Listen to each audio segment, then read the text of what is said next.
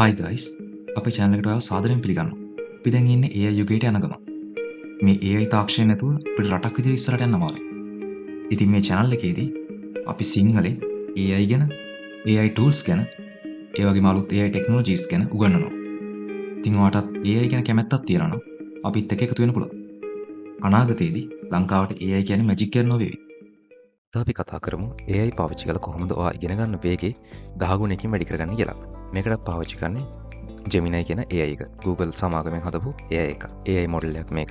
මේක පාවිච්චි කරන අපිට යන්න වෙනවා gemini.google.com කියන site එකට. මම මේ link ටික ඔක්කොම description එකේ දාන්නම්. නැත්නම් ඔයාට මෙතනින් ගිහලා search කරලා ගන්න පුළුවන්. මේ site එකට ගියාන් පස්සේ ඔයාට ඔයාගේ email එක දීලා මේකට sign in වෙන්න වේවි. මම sign in වෙලා ඉන්නේ දැන් තමයි. ඒ හින්දා මට මෙන්න මේ වගේ interface එකක් තමයි හම්බෙන්නේ. මේ වෙද්දි Google සමාගමෙන් Gemini AI models කීපයක් release කරලා තියෙනවා. ඒ models ටික මෙතන ඔයාට බලා ගන්න පුළුවන්. ඔයාට තියෙන මෙන්න මේ Gemini කියන එකේ තියෙන drop down arrow එක click කරන්න. click කරාම පස්සේ මෙතන AI කීපයක් බලා ගන්න පුළුවන්. මේ ටිකෙන් 2.5 flash කියන එකයි 2.5 pro යද පාවිච්චි කරන්න බලාපොරොත්තු වෙන්නේ. 2.0 flash කියන කලින් ආපු මොඩල් එකක්. එතකොට දැනට තියෙන හොඳම දෙක තමයි මේ දෙක. ඒතර මේ දෙකෙන් 2.5 pro කියලා කියන්නේ heavy users ලා පාවිච්චි කරන එක. එතකොට ඒකේදී අර ගොඩක් තර්ක කරන දේවල් වලට තමයි ඒක පාවිච්චි කරන්නේ. එතකොට 2.5 flash කියන එක සාමාන්‍ය තර්ක කරන දේවල් වලට තමයි පාවිච්චි කරන්නේ. ඒ වගේම මට මතක විදිහට Gemini interface එක කරා ඔයා 2.5 pro එක පාවිච්චි කරනවා නම් පොඩි limit එකක් තියෙනවා මේක පාවිච්චි කරන්න.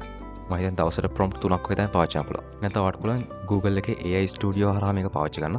එතකොට ඔයාට මේකට කිසිම restriction නැහැ. හැබැයි ඒකේ display කරන විදිය පොඩ්ඩක් වෙනස්. ඔයා student කෙනෙක් නම් මම recommend කරන්නේ Gemini interface එක කරා මේක පාවිච්චි කරන එක. ඉතින් අපි වැඩි විස්තර කතා කරන්නේ නැතුව මේ ටික try කරලා බලමු.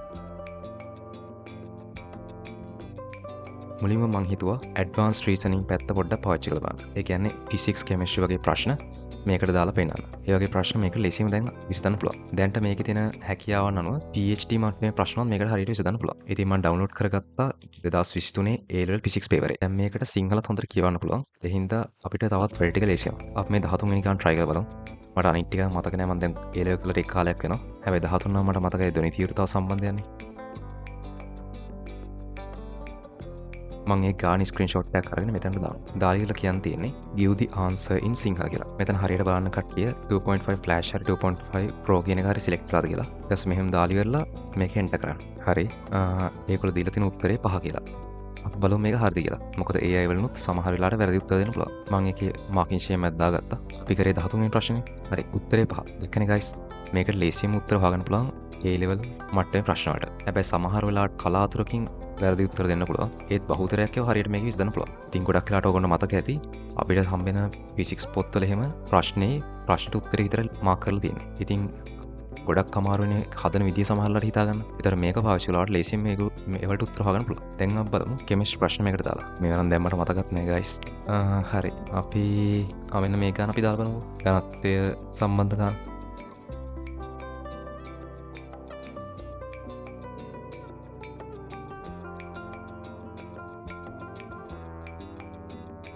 ඒක අපිට දීලා තියෙන උත්තර 2 කියලා. අපි ඒක චෙක් කරලා බලමු. හරි. අපි හැදුවේ 14 වෙනි ගානනේ. උත්තර 2 කියලා දීලා තියෙනවා. ඒකත් හරි.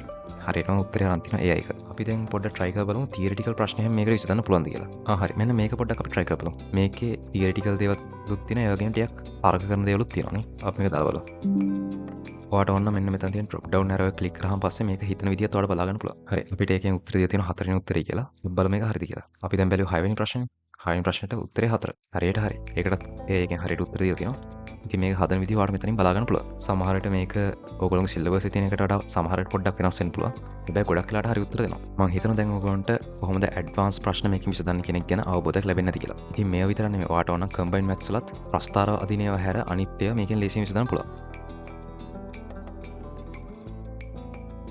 දැන් අපි බලමු කොහොමද තියරිටිකල් ප්‍රශ්න මේකෙන් විසඳන්න කෙනෙක් ගැන. ඒ කියන්නේ බුද්ධ ආගම ප්‍රශ්න, ඉතිහාසය සම්බන්ධ ප්‍රශ්න. මෙන්න මේ වලට අපි සාමාන්‍ය AI එකක් පාවිච්චි කරලා උත්තර හෙව්වොත් එතකොට එයාගේ database එකෙන් හොයලා උත්තර දෙන්නේ අපිට. ඉතින් මේක ලිව්වහම පස්සේ අපිට සමහරට වැරදි ලකුණු හම්බෙන්නේ නැති වෙන්න පුළුවන් විභාගෙට. ඉතින් මේකට අපි කරන්න ඕනේ අපේ පෙළපොත මේකට දාලා ඉවරලා ඒ පෙළපොතෙන් අපි ප්‍රශ්නවලට උත්තර හොයාගන්න ඕනේ. ඉතින් ඒකට අපිට සිද්ධ වෙනවා අපේ පෙළපොත download කරගන්න. ඉතින් ඕගොල්ලන්ට පෙළපොත download කරන්න තියෙන හොඳම site එක තමයි e-taksalawa. ඒකට ඔයාලට access කරන්න පුළුවන් මෙන්න මෙහෙම. e-taksalawa.moe.gov.lk මේ site එකට ගියාන් පස්සේ ඔයාලට මෙතන ඔයාගේ පන්තිය තෝරන්න පුළුවන්. මම දැනට 11 ශ්‍රේණියට යනවා. ගිහිල්ලා බුද්ධ ධර්මය තෝරනවා. මම පළවෙනි පාඩම තෝරනවා. තේරුම් පස්සේ පළවෙනි chapter එකට අදාළ පෙළපොත මෙතන තියෙනවා. ඔයාට ඕන වගේ සම්පූර්ණ පෙළපොතෙන් PDF එකක් දාන්න පුළුවන්. නැත්නම් පාඩමෙන් පාඩමට PDF ටික දාන්න පුළුවන්. ඊට පස්සේ මෙතන මේ තියෙන download කියන බටන් එකක් තියෙනවා. අන්න ඒකේ ගිහුවම පස්සේ ඔයාගේ කම්පියුටරේ මේ ෆයිල් එක download කරන්න පුළුවන්. මම දැනට මට ඒක download කරන් තියෙන්නේ. මේකට මම පාවිච්චි කරන වෙන AI එකක් Notebook LM කියලා. මේකත් Google සමාගමෙන් හදපු AI එකක්.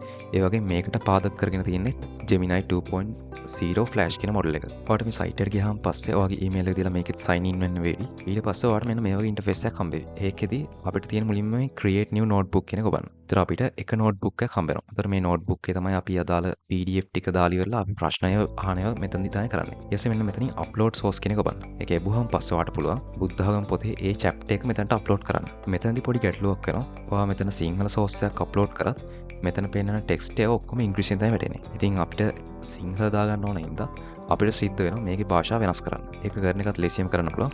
ඔයාලට තියෙන ඔයාගේ email එක මෙතනින් click කරන්න. ඔයාගේ profile එක මෙතනින් click කරාම පස්සේ මෙතන තියෙන manage your Google account කියලා. ඒකට ගියාම පස්සේ personal info කියන එකට යන්න. ඒ personal info එකට ගිහිල්ලා ඒක යටට ගියාම පස්සේ ඔයාලට පුළුවන් general preferences for the web කියන එකේදී language එක select කරන්න. එතන තියෙනවා preferred language කියලා. අනේ preferred language එක ඉංග්‍රීසි තමයි ගොඩක් වෙලාවට තියෙන්නේ. මේ pencil වල ඒක වෙනස් කරන්න පුළුවන් සිංහල භාෂාවට. දැන් save කියන එක ඔබන්න. දැන් මෙතනට සිංහල භාෂාව වැඩිලා තියෙන පෙනේවි. දැන් ආයෙත් අර site එකට ගිහලා ඒ site එක refresh කරන්න. හරි. දැන් refresh කරාම පස්සේ ඔක්කොම ටික සිංහල වලට හැරලා තියෙනවට පේනවා ඇති. මෙතනින් ඔයාලට දාපු source එකේ සාරාංශය මෙතන බලා ගන්න පුළුවන්. පළවෙනි පරිච්ඡේදයේ බුද්ධ දර්ශනය යන අභියෝග සහ ඒවා ජයගත් ආකාරය විස්තර කරයි. සෑම මිනිසෙකුටම ජීවිත දුෂ්කරතාවට මුහුණ දීම සිදුවන අතර ඔය දිගට තියෙනවා. ඊට පස්සේ ඔයාලට මේකේ mind map එකක් හදා ගන්න ඕන නම් ඔයාලට පුළුවන් මෙන්න මෙතන මේක ක්ලික් කරන්න. ඒක ක්ලික් කරාම පස්සේ mind map එක කියන එක ඔයගොල්ලෝ දන්නව නේද? summary එකක් වගේ තමයි. හැබැයි ඒ වෙනුවට map එකක් විදිහට ඒක තියෙනවා. ඒකට ඒක ලේසියෙන් මතක තියාගන්න පුළුවන්. හරි දැන් ඒක හැදලා ඉවරයි. මෙන්න මෙතන ක්ලික් කරන්න. ක්ලික් කරන පස්සේ මේ විදිහට අපිට mind map එක බලා ගන්න පුළුවන්. බුදුදහමේ අභියෝග. සියලු දෙනාටම පොදු අභියෝග විදිහට තියෙනවා. ඉතින් මෙන්න මේ arrow එක ක්ලික් කරලා ඔයාලට පුළුවන් ඒක expand කරලා බලා ගන්න. ඒතර මේ විදිහට දැක්කම පස්සේ ඔයාලට පාඩම් මතක තියාගන්න ගොඩක් ලේසි. බුදුරජාණන් වහන්සේ මුහුණ දුන්න අභියෝග. එහෙම බැලුවාම පස්සේ මෙතන මේ විදිහට තියෙනවා. සමහර විට මේවා ඉතින් වැරදි වෙන්න පුළුවන්. හැබැයි ගොඩක් වෙලාවට හරියට මේක දෙනවා. මේක දැනට හරියටම හදලා තියෙන්නේ ඉංග්‍රීසි භාෂාවට විතරයි. ඉතින් සිංහල භාෂාවත් ළඟදීම හදලා දෙවි ඒගොල්ලෝ. හරි. දැන් අපි යමු ආයෙත් කලින් තිබ්බ තැනට. ඔයාලට තියෙන මේ තියෙන කතය ඔබන්න. ඔයාලට මේ පාඩමෙන් ප්‍රශ්න හොයාගන්න ඕන නම් ඔයාලට තියෙන අධ්‍යාපන මාර්ගෝපදේශ කියන එක ක්ලික් කරන්න. එතකොට මේකෙන් ඔයාලට ප්‍රශ්න හදලා දෙනවා. කෙටි ප්‍රශ්න සහ දීර්ඝ ප්‍රශ්න. එතනදී කෙටි ප්‍රශ්න වලට උත්තර ටික එතනම දෙනවා. ඔයාලට දීර්ඝ ප්‍රශ්න වලට උත්තර හොයාගන්න ඕන. මේ දීර්ඝ ප්‍රශ්න කොපි කරලා ඉවරලා මෙන්න මේ ටයිප් කිරීම ආරම්භන කියන තැනට කොපි කරන්න පුළුවන්. කොපි කරලා පේස්ට් කරන්න පුළුවන්. හරි. අපි ප්‍රශ්න ටික හැදලා ඉවරයි. දැන් අපි ක්ලික් කරලා බලමු මොකක්ද තියෙන්නේ කියලා. හරි. මෙන්න මේ තමයි කෙටි ප්‍රශ්න. මේ ජීවිතේ මුහුණ දෙන සිදුවන පොදු අභියෝගය මොකක්ද? අභියෝග මොනවද? ඒතර ඒකට තියෙන උත්තර ටික තමයි මෙතන තියෙන්නේ. මිනිස් ජීවිතේ ඉපැත්මේ සිට මරණය දක්වා විවිධ ආකාරයේ අභියෝග වල මුහුණ දීම සිදුවේ. සියලු දෙනාට අභියෝග පොදුවද ඒවට මුහුණ දෙන ආකාරය කියන එකට වෙනස් වේ.